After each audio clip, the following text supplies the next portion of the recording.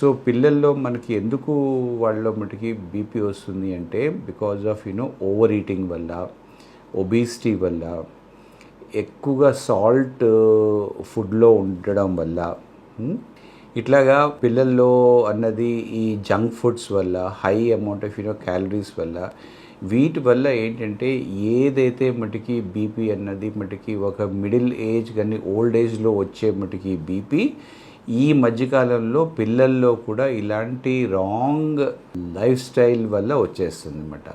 So అలాగా మనం మటుకి రాకుండా ఉండాలి అంటే చాలా ఇంపార్టెంట్ ఏంటంటే అసలు మటుకి ఒబీసిటీ ఉండకూడదు అన్నమాట. అంటే ఇది మటుకి ఓవర్ వెయిట్ ఉండకూడదు. సెకండ్ ఎక్కువగా కూడా ఇది జంక్ ఫుడ్స్, ఇది ఏంటంటే మటుకి ఓవర్ ఈటింగ్ ఇట్లాంటి మటుకి ఉండకూడదు అన్నమాట. And lot of physical activity is very important.